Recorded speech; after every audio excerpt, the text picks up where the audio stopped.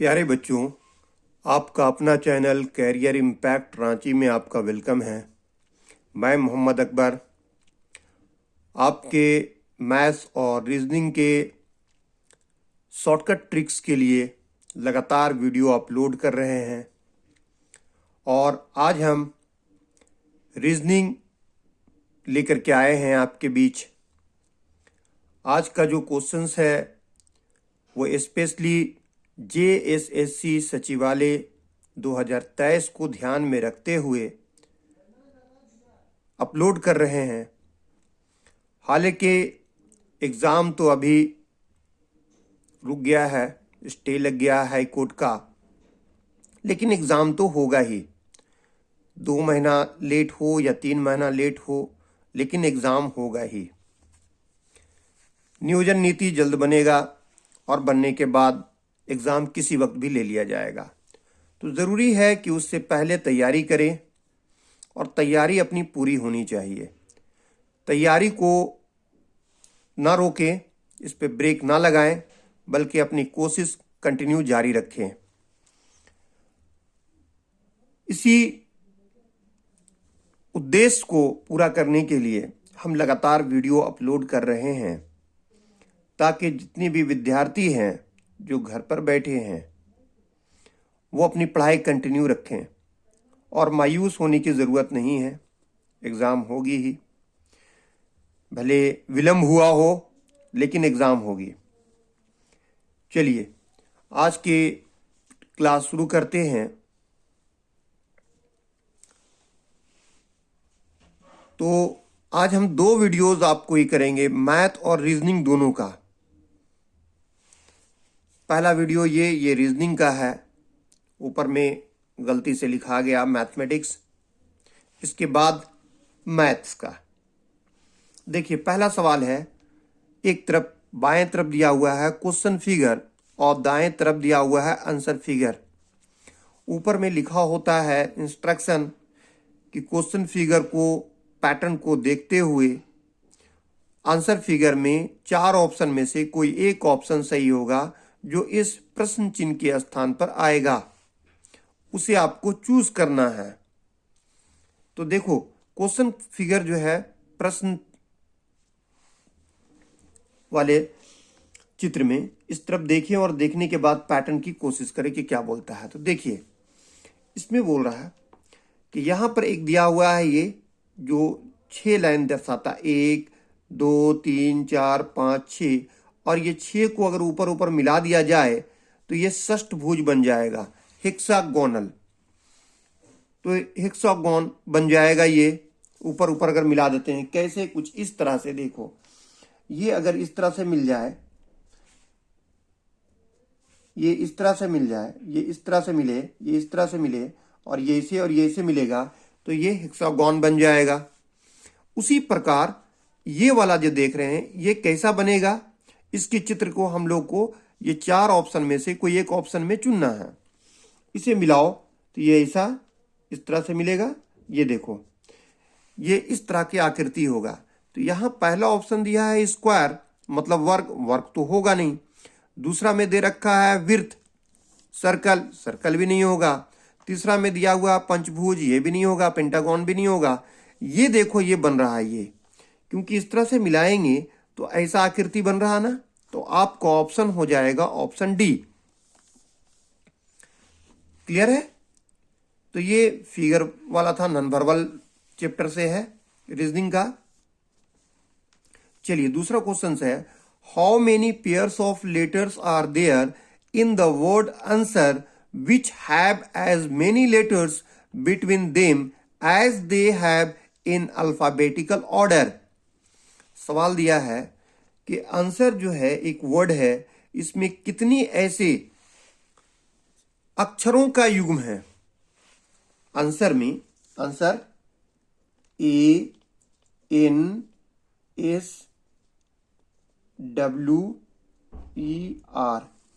ANSWER, answer एक word दिया हुआ है, इसमें अक्षरों के कितनी ऐसे युग्म हैं which have as many letters between them as they have in alphabetical order, जितना कि अंग्रेजी के अल्फाबेट में होते हैं। जैसे ए और आर के बीच में कितने लेटर हैं? ए और आर के बीच में 1 2 3 4 लेटर है।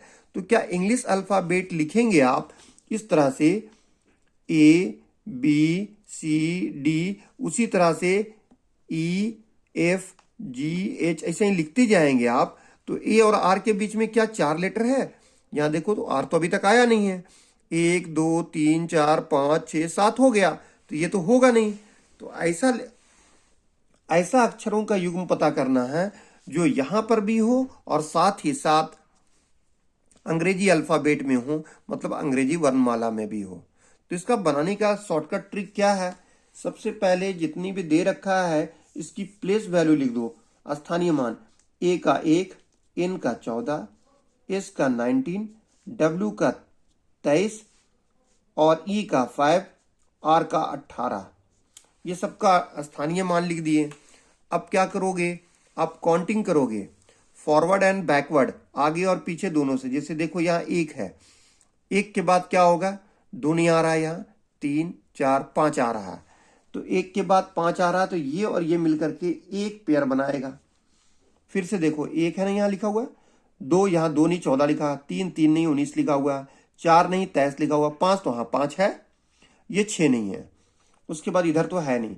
अब 14 है तो उसके बाद क्या करोगे? इधर से अगर हम काउंटिंग करते तो 15 नहीं आ रहा, 14 है तो 15 16 17 18 नहीं हो रहा, 19 है तो लेफ्ट साइड में 20 21 नहीं होगा, 19 है तो राइट साइड में 20 21 22 नहीं आ रहा। और यहाँ देखो 23, 23 से बड़ा इधर तो कोई नहीं है, 23 है तो 24 25 26 नहीं आ रहा, 23 है तो 24 25 नहीं आ रहा है, 5 है तो क्या इधर है 6 नहीं आ रहा है, 5 है तो इस तरफ गिनो 6 7 8 9 नहीं हो रहा, 18 है तो काउंटिंग करो 19 20 21 22 23, कोई भी नहीं हो रहा। तो सिर्फ इसमें कितने हैं पेयर्स?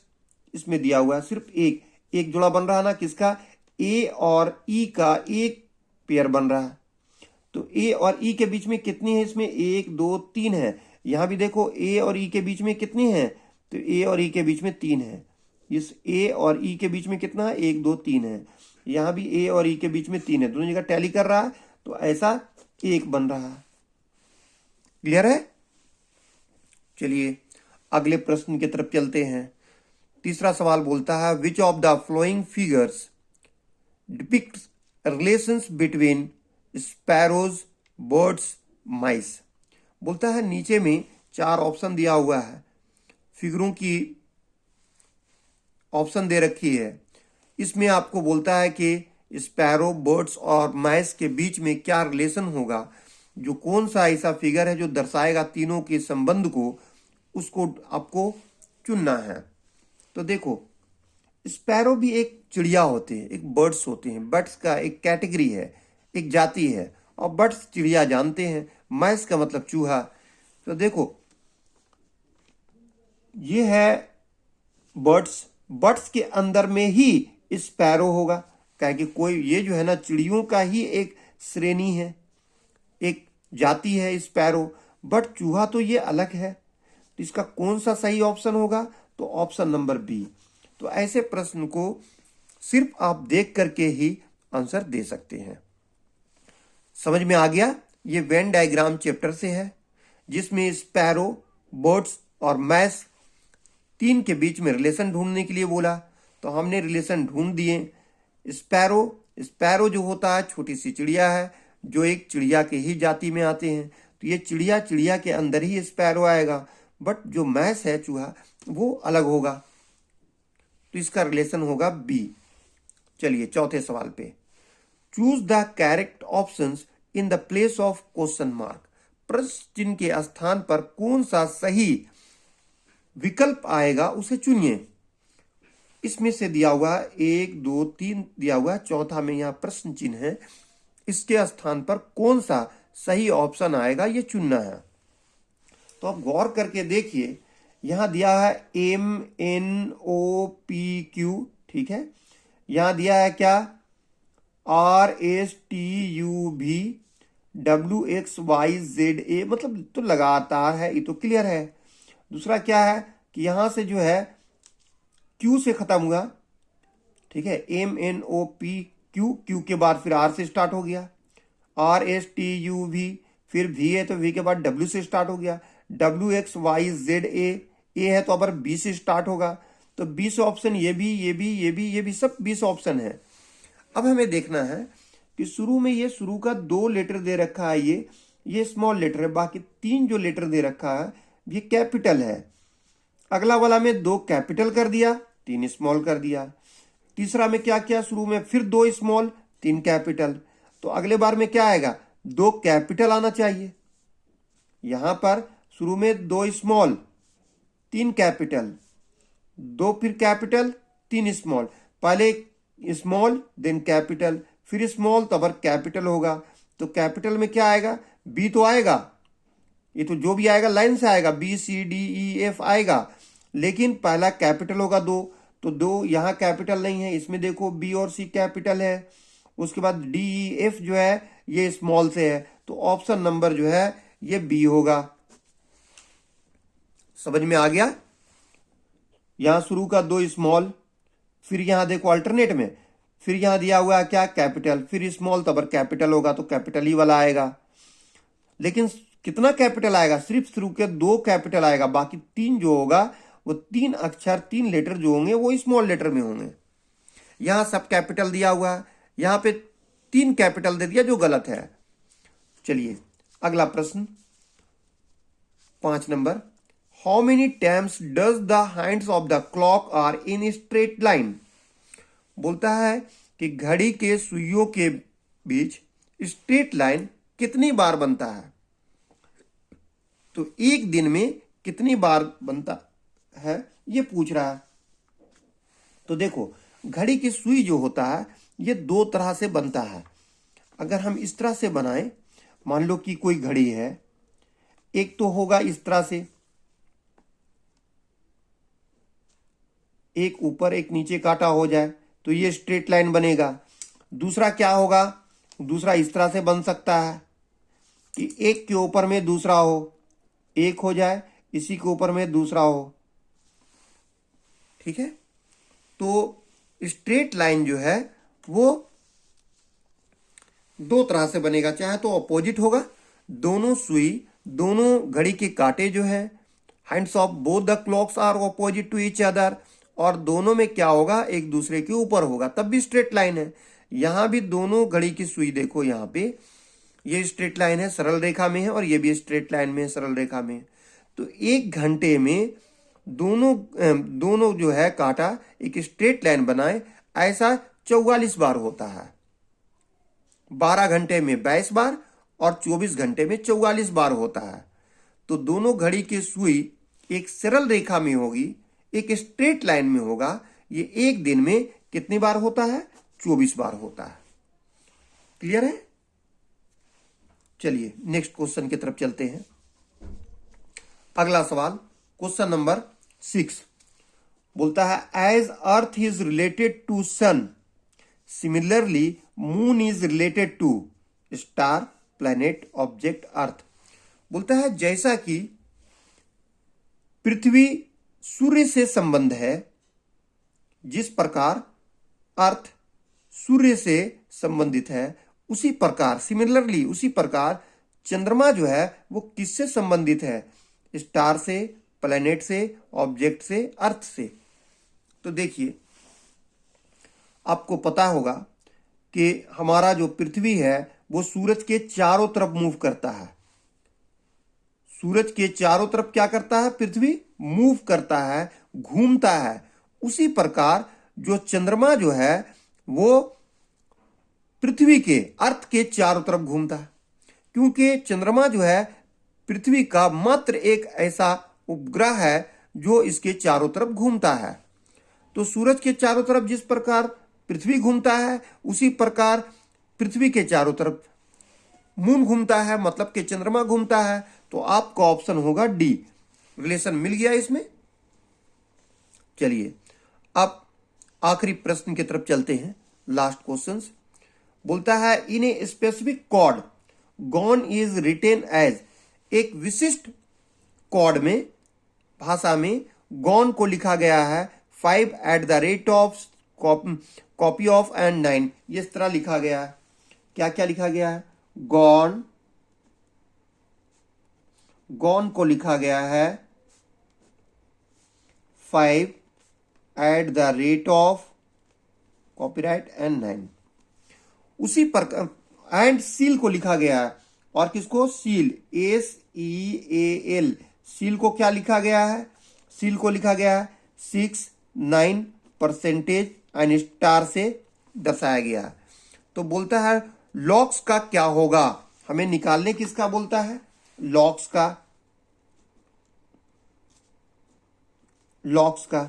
तो यहां देखो L है तो L है, O है तो O है, G है तो G है, S है तो S है। तो यहां सबसे आप देखो G का यहाँ पहला है तो G का क्या हो जाए? यहाँ पहले L दिया है ना, L लास्ट में है तो इसका लास्ट क्या होगा? स्टार। तो इसका होगा पहला स्टार। फिर O यहां देखो सेकंड में, तो सेकंड वाला क्या होगा?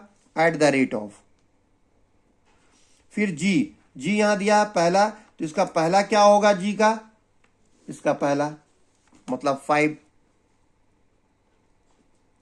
S इसका पहला क्या है? S इसका पहला 6 है तो 6 होगा। तो इसका आंसर होगा star at the rate of 56। तो यहां देखो ऑप्शन डी में star at the rate of 56 ये आंसर हो जाएगा आपका। कितना सिंपल था।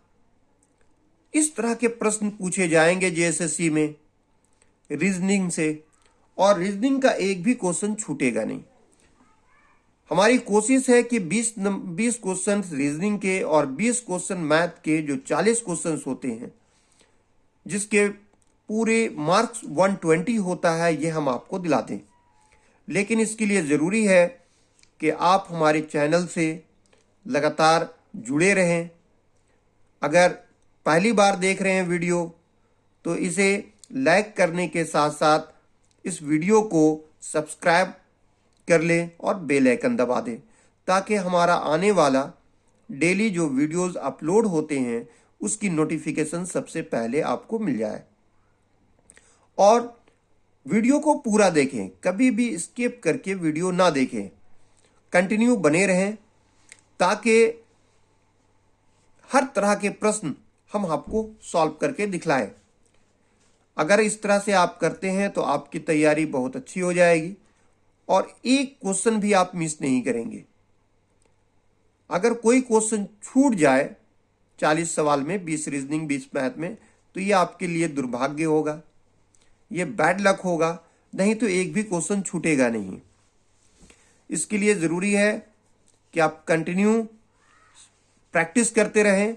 किसी तरह की कोई दिक्कत हो तो कमेंट के ज़रिए मुझसे सवाल पूछ सकते हैं। चलिए अब नेक्स्ट मैथ्स के लिए अब देखिए अगला ये है मैथ्स के 20 सवाल के लिए हम लोग कोशिश कर रहे हैं कि 20 सवाल किस तरह से बन जाए और कोई भी सवाल छूटने ना पाए। देखिए मैथ के लिए भी जो क्वेश्चंस आता है बहुत ही सिंपल, सिर्फ समझने की ज़रूरत है। अगर सवाल को समझ जाते हैं तो बहुत ही आसानी से आप सवाल को हल कर सकते हैं।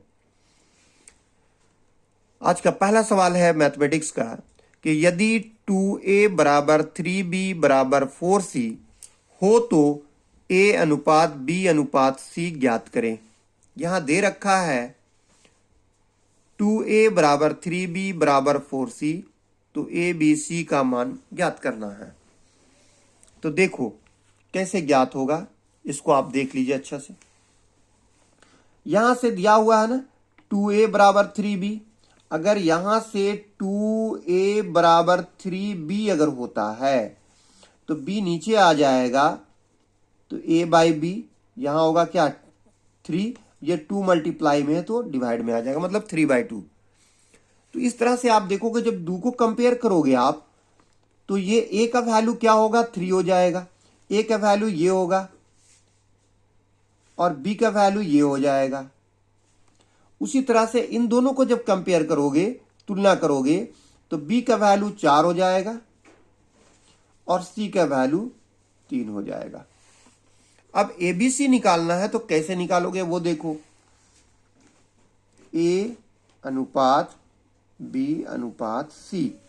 सबसे पहले ए बी का वैल्यू कितना है, 3/2 है ना, मतलब 3:2। तो यहां लिखोगे 3:2। अब फिर क्या दिया हुआ है, बी सी। तो बी, ये ए बी है तो बी के नीचे ही लिखेंगे। बी का मान कितना है 4 और सी का मान कितना है 3, 4:3। उसके बाद एक लाइन खींचो। अब यहां से देखो, इस तरह से आप मल्टीप्लाई करना। ये ऑलवेज ये इस तरह से होगा, ये इस तरह से होगा और ये इस तरह से होगा। अब क्या करोगे, 3 को 4 से गुना करो, 3 चौके 12 अनुपात 2 चौके 8 और फिर 2 तिया 6। अच्छा, 2 से सब कट रहा, देखो सबको काट दो। 2 छक 12, 2 चौके 8 और 2 तिया 6। आपका आंसर आ गया। अब नहीं कटेगा। 6:4:3। तो देखो 643, 643 ये आपका आ गया। तो आपका ऑप्शन कौन सा आ रहा है, 643। देखिए ऊपर वाला यही आंसर हो जाएगा। क्लियर है? बहुत ही सिंपल सा सवाल था, रेशियो एंड प्रोपोर्शन चैप्टर से। सिर्फ आप देख करके आसानी से इसको बना सकते हैं। क्लियर है? चलिए, अगर कोई दिक्कत हो तो वीडियो को रोक रोक के बार बार आप उसको देखें और बनाएं। नेक्स्ट प्रश्न, क्योंकि हमारा इस सीरीज में बस यही कोशिश है कि आपके जो 40 सवाल है मैथ और रीजनिंग के, ये पूरा हो जाए। इसी उद्देश्य से हम वीडियो लगातार अपलोड कर रहे हैं। नेक्स्ट, कोई धन साधारण ब्याज से 20 वर्ष में 3 गुना हो जाता है, इसी दर से यह धन कितने वर्ष में दुगना होगा। ठीक है, बोलता है कि यदि कोई धन साधारण ब्याज से 20 वर्ष में 3 गुना होता है, any amount becomes 3 times in 20 years with simple interest. तो बोलता है इसी दर से, सेम रेट से यह धन कितने वर्ष में दुगना होगा। इन what time this same amount will be twice with the same rate of interest. तो इसी दर से अगर हम इसी धन को दुगना करें तो कितने वर्ष में होगा। तो देखो, कोई धन साधारण ब्याज से 20 साल में कितना गुना हो रहा है, 20 साल में 3 गुना है। तो 20 साल में 3 गुना है, 20 साल में 3 गुना हो रहा है। 20 साल में कितना गुना, 3 गुना। तो जितना गुना बोलता है उससे ऑलवेज 1 घटा लीजिएगा। 20 साल में 3 गुना तो 3 - 1, 3 गुना होता है। तो बोलता है इसी दर से यह धन कितने वर्षों में दुगना होगा। कितने वर्ष में दुगना होगा तो 2 - 1 कर दीजिए। कितने वर्ष में, टाइम नहीं है पता, इस टाइम को आप ये कर लीजिए, ये दोनों इक्वल होगा। जो हमारे स्टूडेंट हैं जो लगातार क्लास मुझसे करते हैं, वो इस सब सवाल को बहुत ही आसानी से बना लेंगे, क्योंकि लगातार हम क्लास में भी सब बताते हैं। यहाँ तो सिर्फ हम सिलेक्टेड क्वेश्चंस को लेकर के आते हैं जो जेएसएससी सचिवालय के पॉइंट ऑफ व्यू से है। वहाँ तो हम लोग बहुत डिटेल से पढ़ते हैं। तो देखो, 20 वर्षों में 3 गुना हो तो 3 - 1 कर लेना, ट्रिक है इसका। और कितने वर्षों में 2 गुना हो तो मान लो टी वर्ष है, यही निकालना है। 2 गुना हो तो 2 - 1। अब यहां देखो, 3 में से 1 जाएगा तो ऊपर बचेगा 2, 2 में से 1 जाएगा तो बचेगा 1, ये कट जाएगा ऊपर से। 2 × 1 2, 2 × 20। टी को 1 से गुना करोगे तो टी हो जाएगा, और 10 को 1 से गुना करोगे तो 10 हो जाएगा। तो कितने वर्ष हो जाएंगे, 10 वर्ष। तो आपको ऑप्शन जो होगा वो बी हो जाएगा, 10 वर्ष।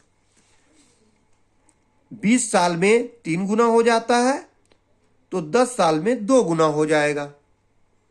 ठीक है, अगला प्रश्न, ये बोट एंड स्ट्रीम चैप्टर से है, नाव एवं धारा चैप्टर से। एक नाव की धारा में चाल 16.5 किलोमीटर प्रति घंटा है तथा धारा के विपरीत इसकी चाल 9.5 किलोमीटर प्रति घंटा है। धारा का वेग कितना है। धारा का वेग बोल रहा है कि एक नाव है, दो धारा के साथ, पानी के साथ उसकी बहाव है 16.5 किलोमीटर प्रति घंटा, और धारा के विपरीत मतलब जिधर पानी बह रहा है उसका विरुद्ध जा रहा है, अगेंस्ट में जा रहा है, तो उसका स्पीड है 9.5 किलोमीटर प्रति घंटा। तो धारा का वेग कितना है? बोलता है क्वेश्चंस कि the speed of boat with the stream is 16.5 kilometre per hour and the speed of boat against the stream of the water is 9.5 kilometer per hour, then find the speed of stream or velocity of stream, then find the velocity of stream। तो उस धारा का वेग बताओ। तो देखो 9 के साथ दिया हुआ है कितना, 16.5 किलोमीटर प्रति घंटा, और धारा के विरुद्ध कितना है, 9.5। जब आपको बोल रहा धारा का निकालने के लिए तो दोनों को माइनस कर करके और 2 से डिवाइड दे दो, बस आ गया आंसर। ये किसका निकल जाएगा, धारा का क्या, धारा का वेग निकल गया। 16.5 में से 9.5 घटाओगे तो आएगा 7, और 7 को 2 से भाग दोगे तो आ जाएगा 3.5, इतना किलोमीटर प्रति घंटा। निकल गया आंसर। तो आपका ऑप्शन आया ए, 3.5 किलोमीटर प्रति घंटा। तो धारा का वेग कैसे निकलता है समझ में आ गया। अब चलिए अगला प्रश्न। अगला प्रश्न बोलता है यदि एक बाल्टी का 3/7 भाग 1 मिनट में भरा जाए तो इस बाल्टी का शेष भाग कितनी देर में भरा जाएगा। ये पाइप एंड सिस्टम चैप्टर से है, नल और टैंकी चैप्टर से है। बोलता है कि एक बाल्टी का 3/7 भाग 1 मिनट में भरा जाए, ठीक है। A bucket is full, 3/7 part of a bucket is filled in 1 minute, then in what time the rest part of the bucket will be filled। बोलता है एक बाल्टी का 3/7 भाग 1 मिनट में भरा जाए तो बाल्टी का शेष भाग कितने देर में भरा जाएगा। एक आसान सा सवाल है, सिर्फ सवाल को समझना है कि सवाल बोल क्या रहा है। अगर हम सवाल को समझ जाएं तो आसानी से बना लेंगे, और अगर सवाल ही नहीं समझे तो मुश्किल है। तो बोलता है कि एक बाल्टी है, मान लो इसी तरह का होगा, इसका 3/7 पार्ट, यहां तक के ये पार्ट मान लो भर गया, ये है 3/7। इतना भरे कितना देर में, 1 मिनट में। तो ऊपर वाला इतना पार्ट जो है, ये पार्ट, ये कितना होगा, ये 3/7 है। तो 3 में कितना ऐड करोगे, 7 हो जाए तो बोलोगे 4। तो इसका मतलब ऊपर वाला 4/7 पार्ट है। ये पार्ट को भरने के लिए, इस पार्ट को भरने के लिए कितनी समय की जरूरत है, कितनी टाइम चाहिए, यही निकालने बोलता है। तो देखो कैसे बनाओगे। 3/7 पार्ट के लिए कितना समय चाहिए, 1 मिनट। तो एक पार्ट के लिए कितना हो जाएगा, 1 पार्ट के लिए हो जाएगा कितना, 1। ये इस तरफ से डिवाइड होगा तो ये टर्न कर जाएगा, ये हो जाएगा 7/3।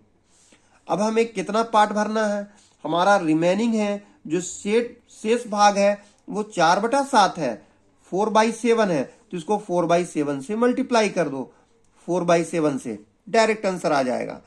तो अब देखो करने से क्या होगा, ये 7 कैंसिल हो जाएगा, 4 को 1 से करोगे तो ये 4 होगा, और नीचे 3, 4/3 इतना ही मिनट होगा।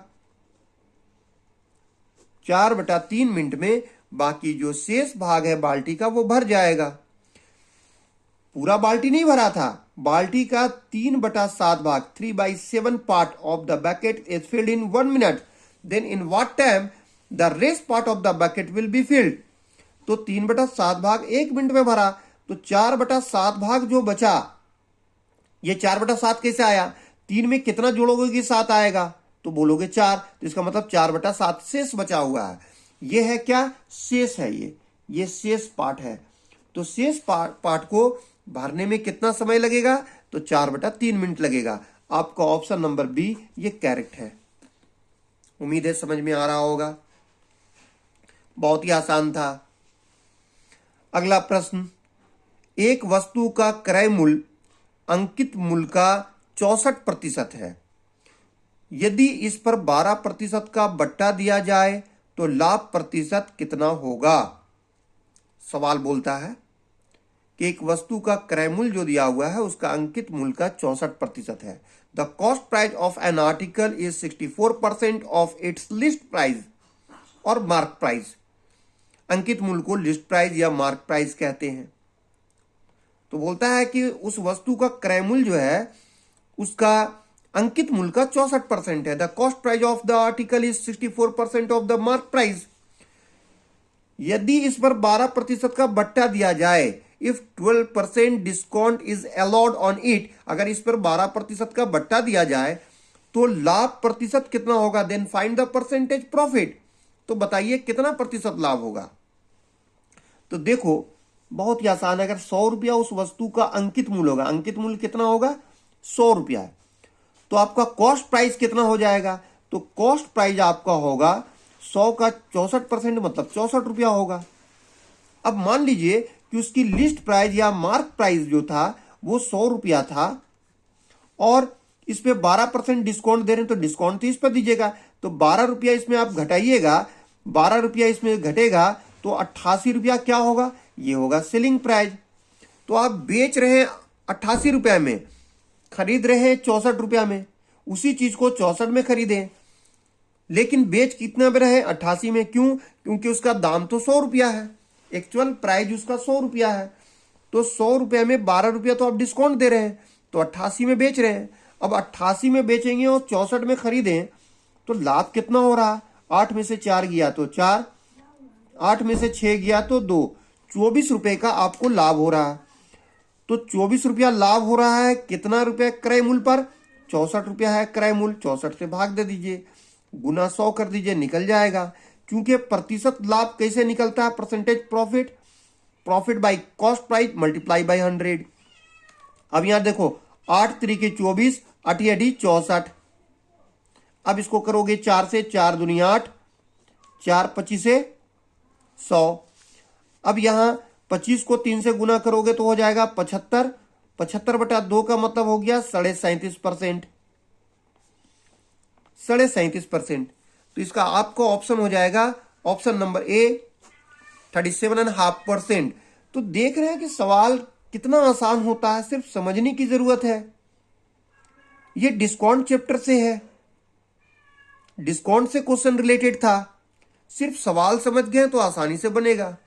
अच्छा, कोई भी ऐसा सवाल है जिसके लिए बनाने के लिए एक आध पेज की जरूरत हो? नहीं, सिर्फ थोड़ी सी जगह थोड़े से वक्त में बन जाता है।